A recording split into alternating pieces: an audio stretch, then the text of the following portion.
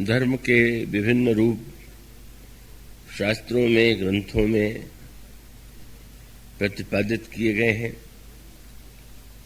उन सब धर्मों का महत्व है।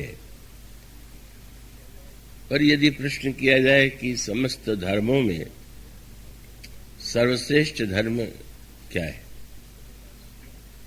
तो भगवान श्री राम कहते हैं कि परहित से बढ़कर के, परोपकार से बढ़कर के अन्य कोई दूसरा धर्म नहीं है।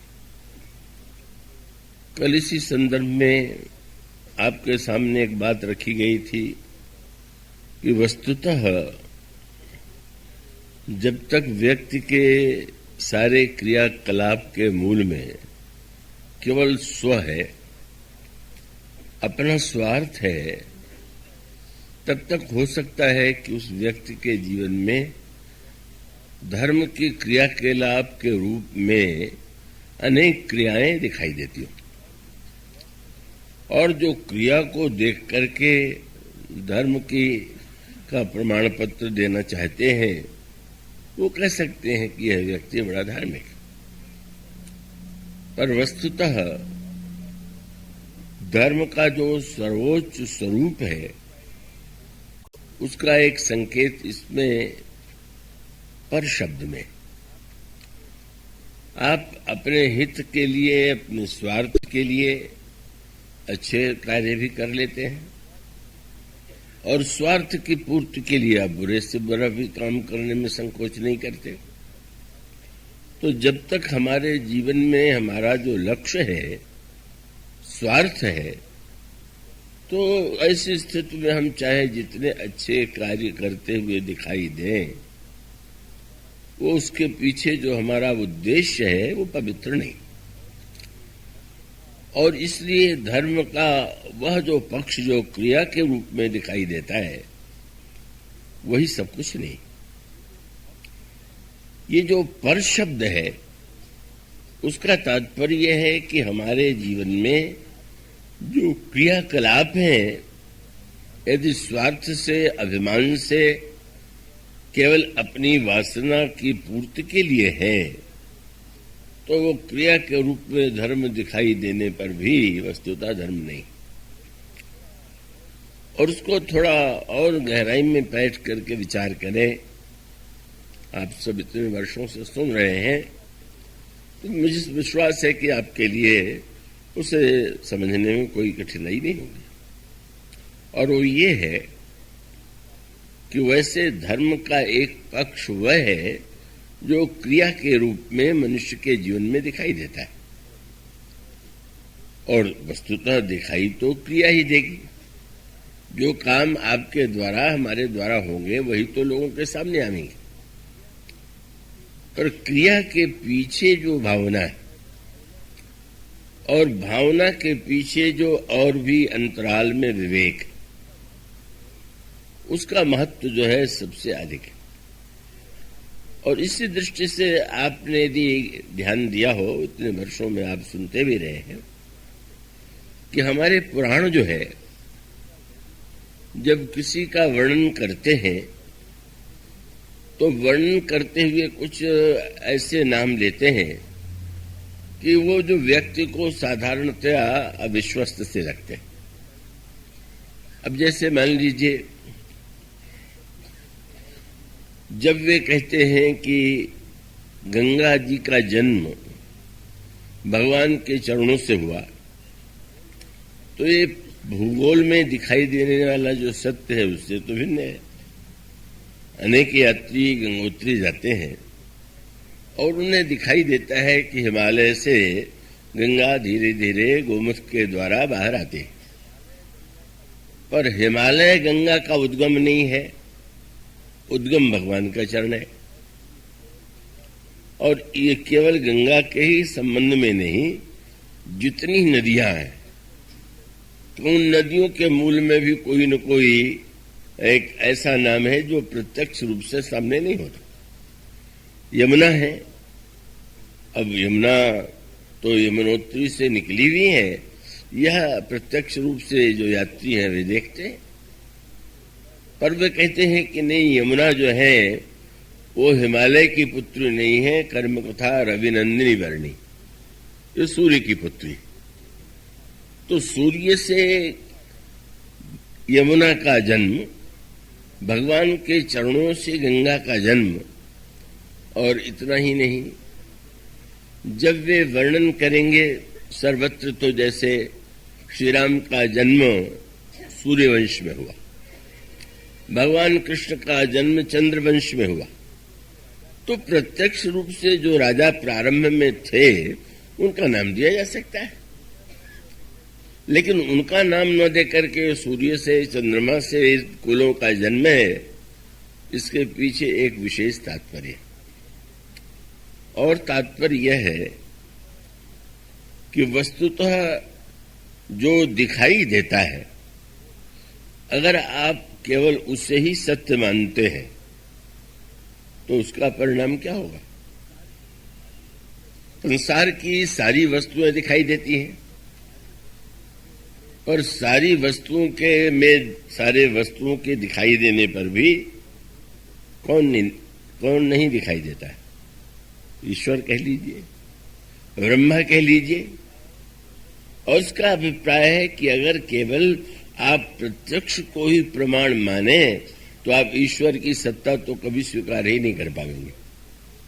अगर आप केवल प्रत्यक्ष को ही प्रमाण माने तो स्वाभाविक होगा कि आपके जीवन में आपकी एक सीमाएं होंगी कि आपको जो कुछ दिखाई दे रहा है वही सब कुछ। इसलिए पुराण जो है व्यक्ति को पुराणों में जो इतिहास का या भूगोल का वर्णन किया गया है उसका उद्देश्य वस्तुतः इतिहास और भूगोल नहीं। ये आप श्रीमद् भागवत के अंत में भी पाएंगे। और इसलिए पुराणों में इतिहास तो है, पर इतिहास के पीछे एक और विशेष उद्देश्य है, और ये है कि इस दृश्य प्रपंच के पीछे जो दिखाई दे रहा है उसके पीछे है का अगर जो सत्य है उसे हम नहीं देख पाएंगे तो हमारे जीवन में आस्तिकता का उदय नहीं होगा। और दृष्टांत के रूप में भौतिक दृष्टि से देखें कि एक बड़ा विशाल वृक्ष आपके सामने खड़ा है, उसमें आप देखते हैं कि उसमें कितनी डालियां हैं, कितने पत्ते हैं, कितनी टहनियां हैं, और उसका जो तना है वो कितना मोटा है। लेकिन यह जो वृक्ष दिखाई दे रहा है उसके अंतरंग में भी आप यह जानते हैं कि न दिखाई देने वाला उस वृक्ष के मूल है, वो जड़ है। और इसका अर्थ है कि अगर आप जो दिखाई दे रहा है उससे सत्य मानेंगे तो केवल आप उसी के रक्षा का प्रयत्न करेंगे। आप जल डालने के लिए पत्ते और टहनियों पर, वृक्ष पर डालेंगे, पर अगर आपको यह पता है और लगाने वाले को पता है कि जो दिखाई देने वाला वृक्ष है उसका मूल, उसकी जड़ भीतर है, और यदि हम उसमें जल डालेंगे तो मूल में जल डालने से वृक्ष के सारे टहनियों को, पत्तों को अपने आप जल प्राप्त हो जाएगा। तो पुराणों का दो उद्देश्य है। जब वे इतिहास का वर्णन करते हैं तो उसके पीछे वो यह बताना चाहते हैं कि मनुष्य के जीवन में अगर संपत्ति हो, पद हो, कोई विशेषता हो, और पुराणों में जिन इतिहास के व्यक्तियों का वर्णन किया गया है उनके पास कितना ऐश्वर्य था, कितनी बुद्धि थी, कितना बल था, कितने बड़े पद थे, पर अंततोगत्वा तो सबका विनाश हुआ। मानो इस अनित्यता को समझ करके या पढ़ करके व्यक्ति का गर्व नष्ट हो जाए, उसका उद्देश्य है। अब उसमें कोई व्यक्ति उस दृष्टि से विचार करने की चेष्टा करे तो वो व्यक्ति बड़ा निराश होगा। अब जैसे लिख दिया गया कि नृग राजा इतनी उन्होंने गायें दान की जितनी पृथ्वी में रजकण है। अब तार्किक तो कहेगा ये गाय के लिए तो एक भूमि चाहिए, अब जितने रजकण हैं उतनी गायें कैसे होंगी? तो उसका अभिप्राय कि आप अंक गणित के आधार पर उस प्रसंग को पढ़ना चाहते। अंक गणित का विषय अलग है और साहित्य का अंक गणित जो है वो अलग है। ये अंक गणित आपको एक विशेष सिद्धांत के द्वारा सांसारिक व्यवहार में और सारे ब्रह्मांड के ग्रह नक्षत्रों के विषय में प्रामाणिक हो सकता है। पर इस गणित का उद्देश्य मानो यह है कि किस बात पर तुम गर्व कर रहे हो।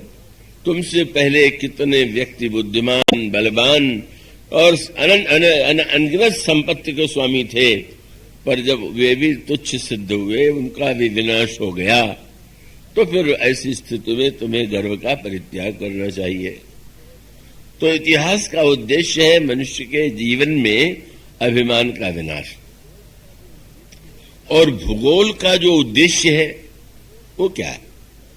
भूगोल का उद्देश्य मानो यह बताना है कि ये जो समस्त जड़ संसार प्रतीत हो रहा है, उस संसार के मूल में जो चेतन तत्व है, अगर मूल में जड़ हम मान बैठेंगे तो हमारे जीवन में यही वृत्ति उत्पन्न होगी कि ये पदार्थ तो जड़ है और इसका मनमाना उपयोग करने में हम स्वतंत्र हैं।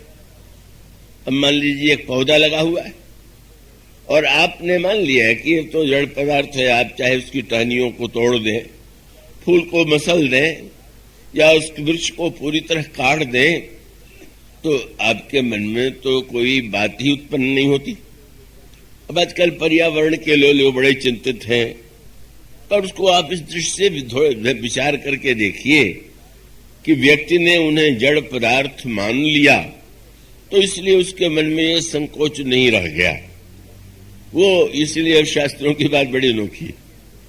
फूल लेने के लिए जाइए तो पहले तुलसी का अगर पत्ता लेना है, तुलसी दल लेना है, तो तुलसी देवी को प्रणाम कीजिए और उससे प्रार्थना कीजिए कि हम पूजन के लिए पत्र लेना चाहते हैं, आप कृपा करके दीजिए।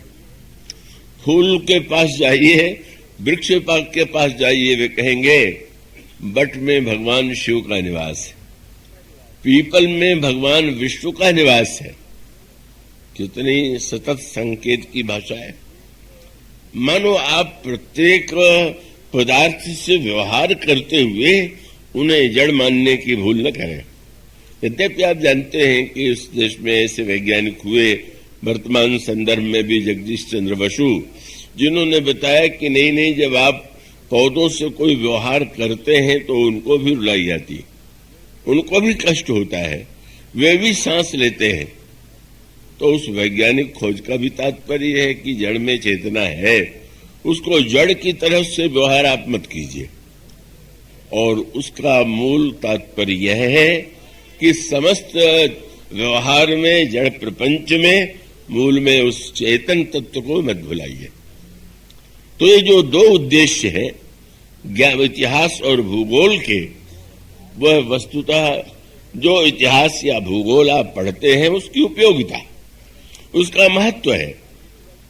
उसके महत्व को नकारने की आवश्यकता नहीं है, पर ये जो आध्यात्मिक दृष्टि से लिखा गया भूगोल है, आध्यात्मिक दृष्टि से लिखा गया इतिहास है, वही हमारे आपके जीवन को बदल सकता है।